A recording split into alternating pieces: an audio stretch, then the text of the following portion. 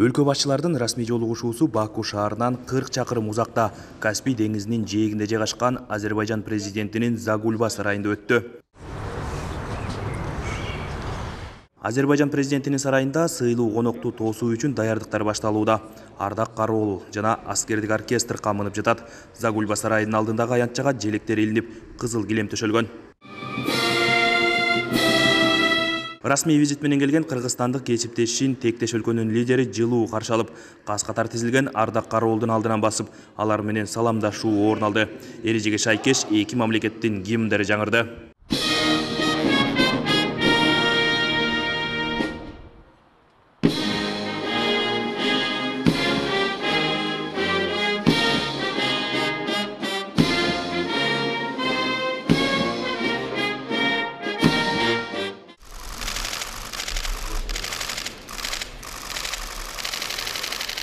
Андан соң өлкө башчылары тет-а-тет же тар форматтагы жолугушууга киришти. Спасибо, уважаемый Тихон Гейдарович. Прежде всего, искренне признателен вам за приглашение посетить Азербайджанскую республику с официальным визитом. Урматтуу Илхам Гейдарович, Азербайжан республикасына расмий визит менен келип кетүүгө чакырганыңыз үчүн ыраазычылык билдирем. Мейман достугуңуздарга рахмат. Кыргыз-Азербайжан мамилесинин негизи эл аралык деңгээлдеги тарыхый инсан сиздин атаңыз Гейдар Алиев менен түзүлгөн. Андан бери биздин мамилебиз жакшы нукта өнүгүп келет. Уважаемым Гейдаром Алиевичем Алиевым, вашим отцом.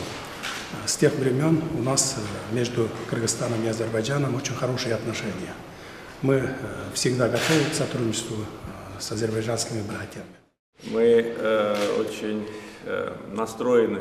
Биз бардык тармакта активдүү кызматташууга даярбыз. Сиздин визитиңиз биздин мындан аркы мамилебиздин чыңдалышына болгон өбөлгө деп ишенем. Бир катар документтерге кол коюлат. Алардын негизгиси стратегиялык өнөктөштүк. Бул биздин кызматташтыкты жаңы сапаттык деңгээлге чыгарат деп ишенем. Это выводит наши отношения на качественно новый уровень. Тар курамдагы сүйлөшүүлөр аяктаган соң лидерлер делегация мүчөлөрүнүн катышуусундагы кеңейтилген форматтагы сүйлөшүүлөргө киришти. Мында эки мамлекет ортосундагы саясий кызматташтыкты арттыруу, экономикалык байланыштарды чыңдоо, эңириде ортодогу соода алмашуунун көлөмүн кеңейтүү маселесин талкууга алышты. Анын ичинде айыл чарба багытындагы кызматташтыкты чыңдоо маселеси дагы күн тартибиндеги негизги маселелердин бири болуп каралды. Ошондой эле эки тараптуу кызматташтык менен бирге эл аралык уюмдар алкагындагы кызматташуу ымала мамиле тууралуу дагы сөз болду. Өз кезегинде Азербайжан президенти эл аралык уюмдар алкагындагы өз өлкөсүнүн позициясын Кыргызстан тараптан колдоого алынып жаткандыгы тууралуу ыраазычылыгын билдирип өттү. Андан соң өлкө башчылары делегация мүчөлөрүнүн катышуусунда бүгүнкү ушул расмий сапардын алкагында жетишилген эки тараптуу документтерге кол коюу расмисине катышты.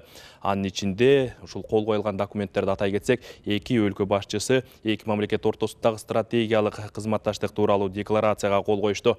Ошондой эле президенттер мамлекеттер аралык кеңешти түзүү тууралуу меморандумга дагы кол коюшту. Андан кийин министрликтер, мамлекеттик мекемелер ортосундагы келишимдерге кол коюлду. Атап айта турган болсок, айыл чарба министрлиги менен Азербайжандын дал ушул тармактык министрлиги ортосундагы өз ара кызматташуу тууралуу келишимге кол коюлду. Андан тышкары транспорт жана коммуникация министрлиги менен Азербайжандын эле дал ушундай тармактык министрлиги ортосунда аба каттамдары тууралуу дагы келишимге кол коюлду. Ошондой эле экономика жана коммерция министрлиги дагы өз кесиптеши менен бирге келишимге кол коюлду.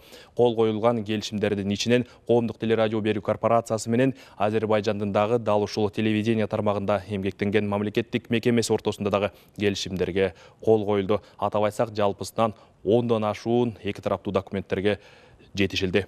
Амантур Шергазиев, Эсен Турабыкеев, Ала Тоо 24, Баку шаары, Азербайжан.